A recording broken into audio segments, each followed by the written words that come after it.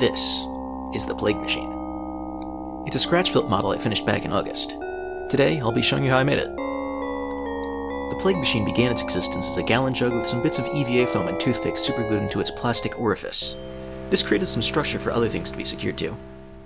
EVA foam plays nicely with superglue, so you'll see me use it a lot to stick things together. Next, I brought in this empty bottle of superglue that I glued some other stuff to. The nozzle on the bottle ended up with this nasty, gnarled texture from gradual superglue buildup during its tour of duty, which I thought would look cool as a proboscis on a big bug monster. I used bottle caps as big old peepers and stuck some wire conduit tubing on its head with a rounded piece from my model kit at the end. I also started winding some wire around the endoskeleton I installed earlier. It'll be tied to what will become the neck of the creature later. The shiny red parts here are from a 3D printed ball-jointed tripod I had designed for my phone. The ball joints ended up wearing out pretty quickly, making the whole thing collapse under its own weight, so I've been using its parts in scratch builds. Two of my other big scratch builds, the Phage Walker and Kaiser Headcannon, also use these parts.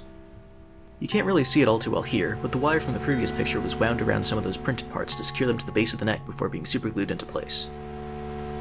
I also glued some bits of an empty toilet paper roll around that, with a ring of EVA foam near the base of the neck. Next, I added some cables to the head using some scrap wires. Those plug into the neck near some more model kit parts and EVA foam. I also stuck a speaker onto the body along with a couple more bottle caps and another piece from that printed tripod. And now we have a funny pulley. It uses some neat looking disc things from some deodorant sticks for the ends of the spool, held up by a couple model kit bits, with twine for the rope. There's part of a mechanical pencil, and there's a hook from some old window blinds. And there's the last piece from the tripod. Here's a better look at some of that stuff. If you look closely, you can see some of that wire from earlier that's holding up the neck bits. Alright, now this bug creature needs legs, and a way to fly. The legs are made from plastic spoons and forks, haphazardly stuck together with duct tape and superglue, which the utensils didn't seem to like very much.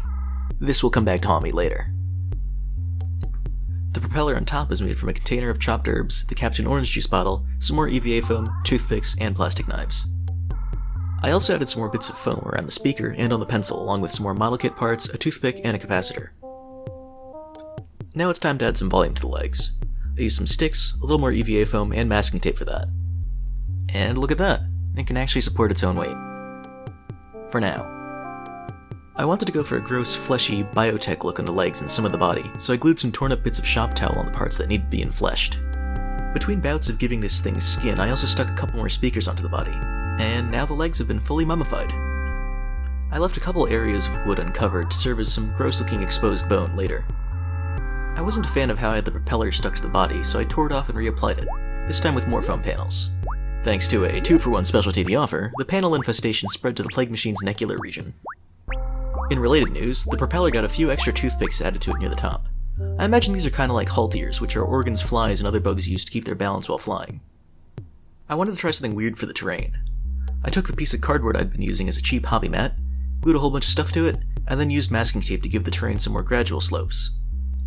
The Plague Machine was affixed to the base with some wire, tying its front leg down to something that got taped over. The legs were also glued to the base wherever they made contact. I also stuck something to the back of the Plague Machine. If you're going by insect morphology, this would be the abdomen. You'll get a better look at that later. The proboscis also got an extension. If you go back a little bit, you'll see this nozzle extender thingy on a superglue bottle. It broke off at some point, and I thought it'd make a cool addition to the build. After that, I started slapping on some terrain paste made from PVA glue, Mod Podge, sand, some paint, and a whole bunch of chopped up 3D printer scraps. These include things like failed prints, supports, and the stuff the printer purges while changing filaments or while printing. This second batch of terraining included some other random pieces of junk. I wanted to go for a wasteland look, but I wasn't sure what kind of biome it would be at this point. And here you can see that aforementioned abdomen. It's a plastic container with some foam and a piece I cut out of a plastic egg carton. At this point, I added a bit more terrain paste along with a whole bunch of other stuff. The abdomen got a bunch of EVA foam panels, plus a fancy new stinger made from part of a disposable electric toothbrush, some more foam, and a toothpick. A tail fin of sorts is also added near the abdomen, which is another model kit part stuck on with even more EVA foam. A line of foam panels now runs along both sides of the Plague Machine, along with some more caps dotted along its thorax. I wasn't sure what these are going to be at this point, but you'll see what they turn into later. On the back of the thorax are the brains of this semi-mechanical monstrosity.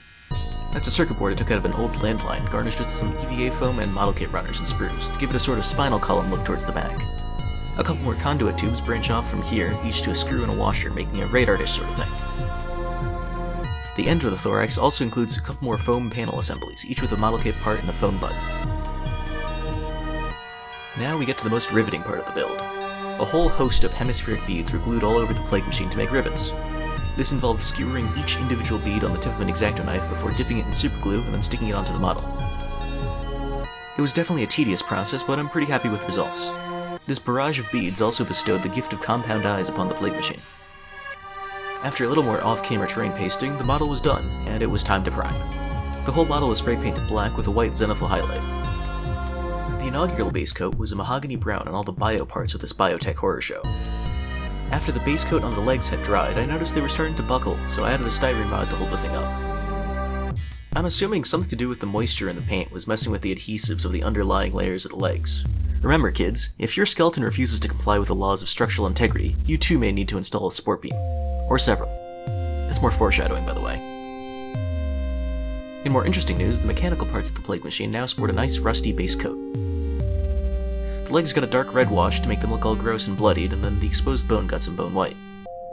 Then the circuit board got some green paint slapped onto it, and then cleaned up a bit with some more rust. After that, the legs got another dark red wash to bloody up the bone white from earlier. Now things are going gold. This includes the runners, the legs on the ICs, and the eyes. The propeller blades and haltiers got a coat in brass, followed by some more metallizing across multiple components among the plague machine's surface. At this point, I had decided I wanted to make all the random round bits protruding from the plague machine into eyes, so I gave them all a layer of this light flesh color. The inset stripes along the sides also got this treatment. But I've never painted eyes before. I've seen people do it on YouTube, so I know the theory. I just need some practice. This eye uses a dark green, a lime green, and a fluorescent green with a dark brown for the pupil. I accidentally poured out too much of the fluorescent stuff, so I threw it onto the abdomen and proboscis, which ended up making things look pretty cool. Alright, let's get those green bits onto the actual eyes now. Keeping in the theme of green, these foam panels on the plague machine got some of that dark green from earlier, in an incomplete coating to make sure they remained rusty looking. A dark brown was applied as the pupils and surrounding bits of the eyes, along with a few other parts of the plague machine, including some of the components on the circuit board. Later, the eyes received a gloss clear coat after the pupil paint had dried. And now, a return to the greenery. Some raised ridges in the fleshy parts are given a coat of fluorescent green to make them look like putrid veins, while that same color was applied to the inset stripes on the sides and on the stinger. The legs and other flesh-having parts later got a gloss clear coat. I wasn't a fan of how the green looked on the tail fin, so I painted it over with some of the dark brown from earlier, additionally applying it to the middle stripes on these parts that I kinda think look like air intakes. Next up, some brown paint was added to the thorax, neck, and head.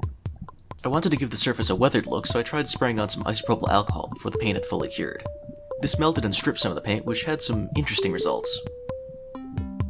That single styrene sport needed some backup, so I stuck a couple more in there that were later painted black. I also added an arm to the base at the recommendation of a friend to help give a better sense of scale to the model.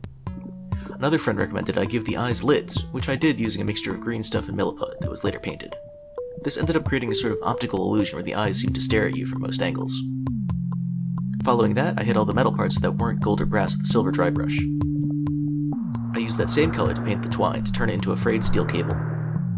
After that, the whole model got hit with several dark washes to generally dirty things up, dull those ultra bright greens, tarnish the gold and brass, and to make the skin look all gross and rotten near the edges. Now it's time for the base's base coat, a dark green across the entire surface. I decided I wanted to go for a coastal environment, with the plague machine perched upon a nice waterfront property. The coast got a coat of yellow paint that looks way brighter in these pictures than it did in person. I followed that up with a light brown wash to desaturate the yellow and add some more variance to the terrain. After that, it was time to start painting some gradients onto the water, using various mixes of blues, greens, and blacks. This first attempt didn't turn out as nicely as I'd wanted, so you'll see me redo that in a bit. But first, it was time for another coat of gloss Mod Podge on the water and the fleshy parts of the plague machine. The Mod Podge ended up having some bubbles here and there, which looked kinda neat in the water, but not so much in the legs. Now come those aforementioned gradient changes. I made the lighter colors more obvious on the peaks of the waves and near the shoreline, which all got another gloss Mod Podge coating later. Next, I picked out some parts in the shoreline in gunmetal, with the idea being that this is rebar from some destroyed concrete structure. The various bits of junk in the water also got a coat of gunmetal, followed by a rust wash that was also applied to the metal bits on the shore. We're at the home stretch now. Various peaks on the water were picked out in white, followed by some additional coloration that I'll explain in a moment. Using some mixes of paint and gloss Mod Podge, I made the areas around the legs all bloodied, with some extra red paint splattered around the base. I also used a putrid green mixture to make some splashes of toxic something or other in the water that's been dripping off of the plague machine's proboscis, which also got its fair share of gross gloss green. The stinger and some of the abdomen also got a bit of this same color. After those final coats had cured, the model was done. Behold, the progenitor of pestilence, the plague machine lives. It definitely took a while, but this was a lot of fun to put together. Like I mentioned in the last Hydro Monthly, I feel like the ocean part of the base could have turned out nicer if it was designed with that intent from the outset, but that's something I can dabble with for a future scratch build. If you want to see these final pictures in more detail, check out the Plague Machine on Newgrounds, link in the description. I gotta record some proper footage of the creation process the next time I make a model like this, although I'm not really sure when that'll be considering I have so much other stuff I want to get finished. If you want to see what some of that other stuff entails, check out the Hydromecha Monthly, either here on YouTube in video form or in Substack if you'd rather read all about it.